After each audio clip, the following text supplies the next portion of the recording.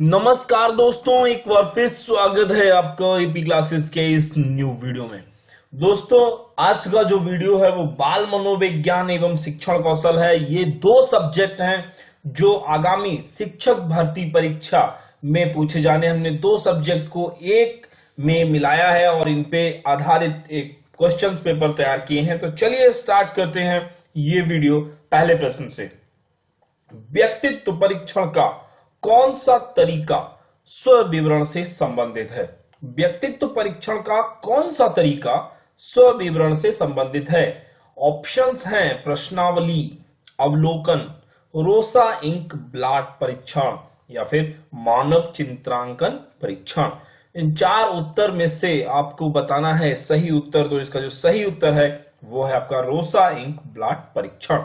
अगला प्रश्न, प्रोजेक्ट शिक्षण विधि किससे संबंधित है? फ्रोवेल से, जॉन डीवी से, आर्मस्ट्रॉन्ग से या फिर मैकडूगल से? तो प्रोजेक्ट शिक्षण विधि किससे संबंधित है? सही उत्तर आपका जॉन डीवी है।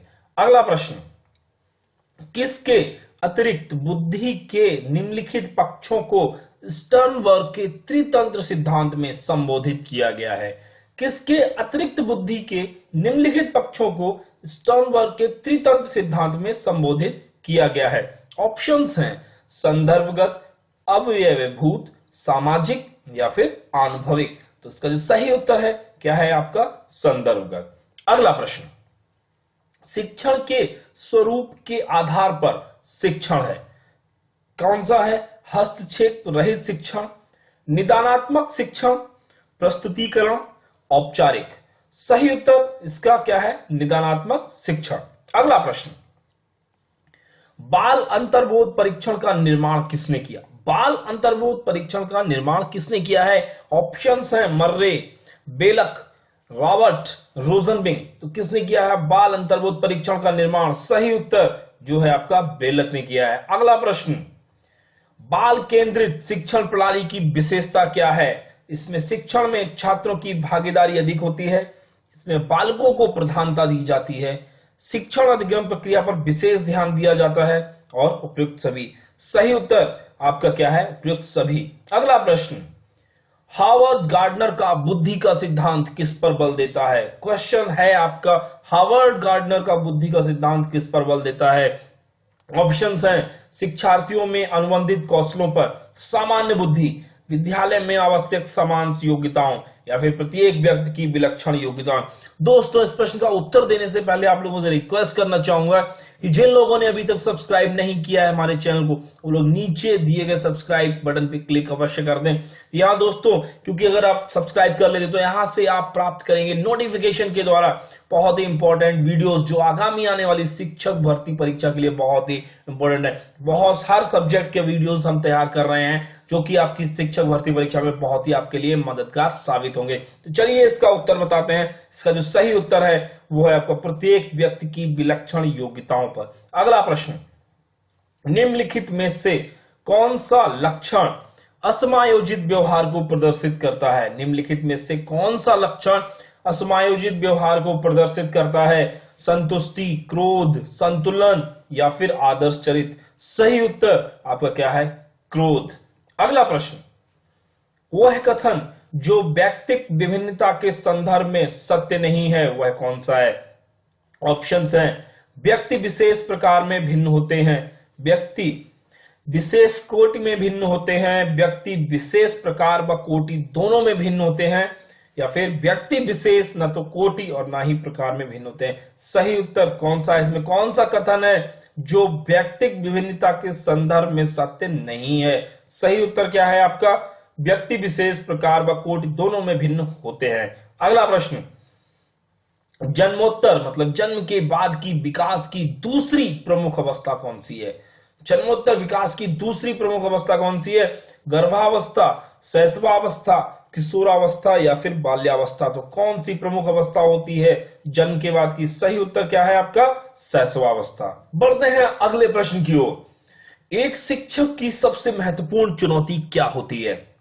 विद्यार्थियों से उनको गृह कार्य करवाना, शिक्षण अधिगम प्रक्रिया को आनंदप्रद बनाना या फिर कक्षा में अनुशासन बनाए रखना या फिर प्रश्न पत्र तैयार करना। तो सही उत्तर क्या है आपका, शिक्षण अधिग्रहण प्रक्रिया को आनंदप्रद बनाना। अगला प्रश्न, परिवार अनौपचारिक शिक्षा प्रदान करने का सर्वश्रेष्ठ साधन है, इस कथन से आप क्या हैं?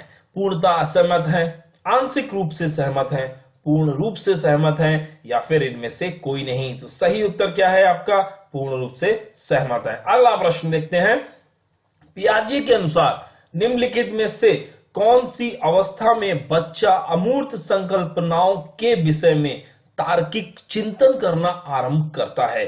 ऑप्शंस हैं, मूर्त संक्रियात्मक अवस्था जो कि 7 से 11 वर्ष तक की होती है, औपचारिक संक्रियात्मक अवस्था जो कि 11 वर्ष के ऊपर होती है, तीसरा है संवेदी प्रेरक अवस्था जो कि जन्म से 2 वर्ष तक होती है, और चौथी जो अवस्था है वो है आपकी पूर्व संक्रियात्मक अवस्था जो कि 2 से 7 वर्ष तक की है। तो सही उत्तर इसमें कौन सी है आपका, सेकंड पार्ट, औपचारिक संक्रियात्मक अवस्था जो 11 वर्ष एवं उसके ऊपर की होती है। अगला प्रश्न देखते हैं, अधिगम निर्योग्यता क्या होती है? समुचित निवेश के साथ सुधार योग्य नहीं होती, एक स्थिर अवस्था है, एक चर अवस्था है, जरूरी नहीं कि कार्य पद्धति की हानि करे। तो अधिगम निर्योग्यता के बारे में कौन सा कथन सही है ये आपको बताना। सही उत्तर क्या है, एक चर अवस्था है। अगला प्रश्न, विकास कभी न समाप्त होने वाली प्रक्रिया है, यह विचार किससे संबंधित है? अंतर संबंध का सिद्धांत, निरंतरता का सिद्धांत, एकीकरण का सिद्धांत, अंतःक्रिया का सिद्धांत? सही उत्तर क्या है आपका, निरंतरता का सिद्धांत। अगला प्रश्न, वह कौन सा स्थान है जहां बच्चे के संज्ञानात्मक विकास को सबसे बेहतर तरीके से परिभाषित किया जा सकता है? खेल का मैदान, विद्यालय एवं कक्षा पर्यावरण, सभागार या फिर घर? तो सही उत्तर क्या है आपका, विद्यालय एवं कक्षा पर्यावरण। अगला प्रश्न, गतिक कौशलों में अधिगम निर्योग्यता क्या कहलाती है? गतिक कौशलों में अधिगम निर्योग्यता क्या कहलाती है? ऑप्शंस हैं, डिस्फ्रेजिया, डिस्पेक्सिया, डिसकैलकुलिया या फिर डिसलेक्सिया? तो सही उत्तर क्या है इसका आपका, सेकंड पार्ट, डिस्पेक्सिया। अगला प्रश्न, यौन परिपक्वता में महत्वपूर्ण हाथ होता है, किसका होता है? पीयूष ग्रंथि का, उपवृक्क ग्रंथि का, गल ग्रंथि का या फिर उपगल ग्रंथि का? सही उत्तर क्या है आपका, पीयूष ग्रंथि का। अगला प्रश्न, समायोजन से तात्पर्य स्वयं का विभिन्न परिस्थितियों में अनुकूलन करना है ताकि संतुष्ट किया जा सके। किसको संतुष्ट किया जा सके? दूसरों को, प्रेरकों को, उद्देश्यों को या फिर आवश्यकताओं को? तो सही उत्तर क्या है, आवश्यकताओं को पूरा किया जा सके। सही उत्तर क्या है आपका, ये। अगला प्रश्न, एक शिक्षिका का भावात्मक बुद्धि लब्धांक ऊंचा है, इसका तात्पर्य है कि क्या वह उच्च बुद्धि वाली है, वह उच्च अनुशासन प्रिय है, वह हास परिहास वाली है या फिर वह संतुलित व्यवहार रखती है? तो सही उत्तर इसमें से क्या है, वह संतुलित व्यवहार रखती है। अगला प्रश्न देखते हैं, बाल केंद्रित शिक्षा का समर्थन निम्नलिखित में से किस विचारक द्वारा किया गया है? बाल केंद्रित शिक्षा का समर्थन निम्नलिखित में से किस विचारक द्वारा दिया गया है?